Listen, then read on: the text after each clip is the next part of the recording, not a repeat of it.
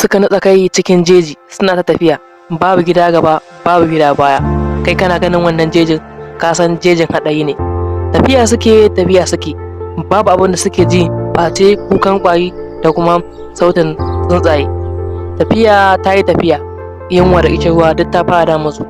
Can suna cikin tafiya sai suka ga wata 'yar gora, har Usman ya ɗauka zai sha, sai Ibrahim ya ce ka manta mai magani ya ce duk abin da magani kan mu ɗauka mu sha, a sai mun ta ƙorama. Usman ya ce gaskiya tsakanin ga Allah ishe ruwa ta dame ni, ba lallai ma in iya kaiwa wannan ba. Ibrahim ya ce duk da haka dai wannan ruwan ba za ka yashe ba. Ya karɓe ruwa suka yi gaba. Suna cikin tafiya kawai sai suka ji wani ihu, alamu da ihun dai kamar ba na mutum ba. Suna kalla gefe suka ga wani mutum ya tura shaɓaɓɓen adda a hannun shi, har za su gudu dai suka yi juriya suka tsaya.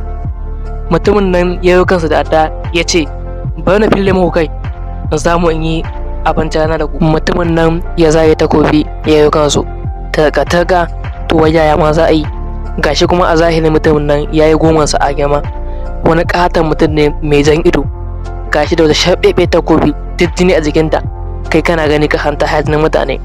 Har ya daga addan nan zai fille musu kai, kawai sai wata shawa ta faɗo a Ibrahim. Kawai sai ya ce yallaɓai ne to mu ya ce mu baka ruwa ka sha. Ce ha wani yallaɓan ne, ku bani ruwan in sha, in ya so daga bayan nan sai in fille mu kai.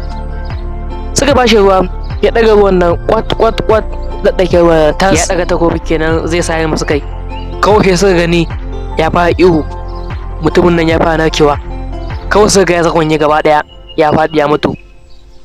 Ibrahim da Usman suka ga haɗa ido suka kalli juna a tsorace da kuma mamaki, suka ce ashe da mun sha wannan ruwan da mu zai yi haka.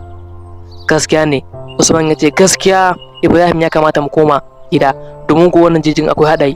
Ibrahim ya ce kaga malam, idan ba za ka iya zuwa ba ni ka bani zan tafi ni kaɗai. Ya ce ta yaya zan baka tafi kai kaɗai, ka san dai duniyar nan babu inda nake so kamar ku, so kaje kai maka mutu, ai wanda mu tare. Suka ƙara tafiya suka nutsa kai cikin jeji. Tafiya suke suna cikin tafiya can sai suka ga alama kamar wata ƙorama, suka gangara da gudu suka je. Suna zuwa suka ga ƙorama, ruwa ne gare suka ɗiba suka sha, suka cika cikinsu suka wanke fuskar su. To sai dai kuma matsalar sun sha ruwa to amma kuma abinci ba, yunwa fa ta yanko musu ba.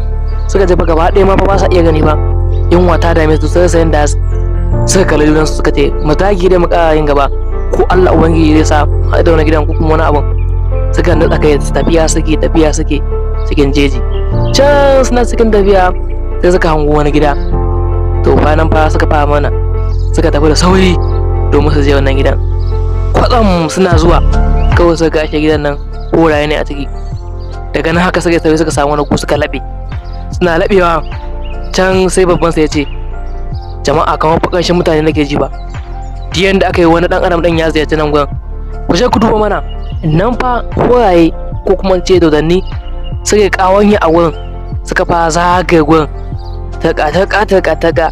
Shin wai za su tsira ne ko kuma dai ba su tsira ba? Ku biyo mu a labari na gaba. Saboda haka idan yau shine zuwanka na farko, ka danna subscribe sannan ka danna alamar ƙarar sanarwa domin sanar da kai da zarar mun ɗora sabon bidiyo.